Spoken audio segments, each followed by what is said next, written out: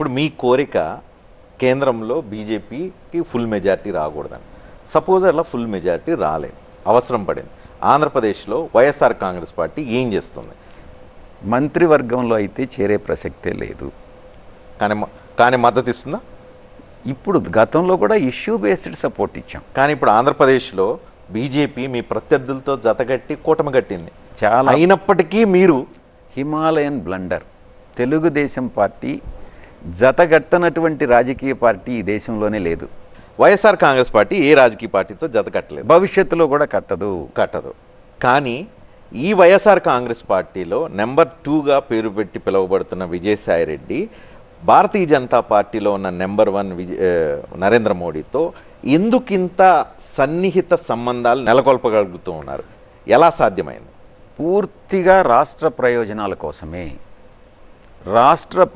రాష్ట్రానికి ఎక్కువ నిధులు తీసుకురావాలి, రాష్ట్ర ప్రజల అభివృద్ధి కోసం, రాష్ట్రంలో సంక్షేమ పథకాలు పూర్తిగా అమలు చేయాలన్నా, రాష్ట్రంలో వివిధ డెవలప్మెంట్ ప్రాజెక్ట్స్, ఇన్ఫ్రాస్ట్రక్చరల్ ప్రాజెక్ట్స్ తీసుకురావాలన్నా ప్రధానమంత్రి గారి సపోర్ట్ అవసరం. కాబట్టే కేంద్ర ప్రభుత్వంతో మేము సత్సంబంధాలు పెట్టుకున్నాం. కానీ ప్రధానమంత్రి నరేంద్ర మోడీ పేరు పెట్టి పిలవగలిగే ప్రతిపక్ష నాయకుల్లో మీరు ప్రథమ స్థానంలో ఉంటారంటారు? అవును. ఎందుకు సాధ్యమైంది?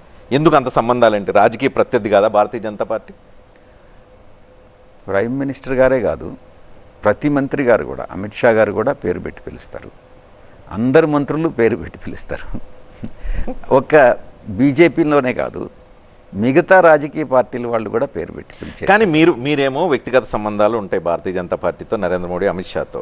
మరి భారతీయ జనతా పార్టీలేమో మీ ప్రత్యర్థి, రాష్ట్రంలో మీ ప్రత్యర్థి అని తెలుగుదేశం పార్టీతో జత కడుతుంది.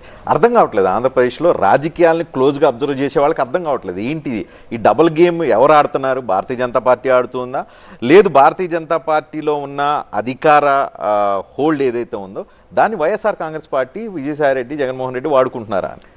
మా పార్టీ విధి విధానాల్లో ప్రధానమైనటువంటి అంశం ఏ రాజకీయ పార్టీతో పొత్తు పెట్టుకోము అన్నటువంటిది. దాంట్లో భాగంగా మాకు ఎన్డీఏ నుంచి ఆఫర్ వచ్చినా కూడా మేము ఎన్డీఏలో జాయిన్ అయ్యేదానికి మేము సిద్ధపడలేదు. ఈ నేపథ్యంలో వేరే ఆప్షన్ లేని పక్షంలో పరిస్థితుల్లో భారతీయ జనతా పార్టీ, జనసేన, తెలుగుదేశం పార్టీతో జతకట్టడం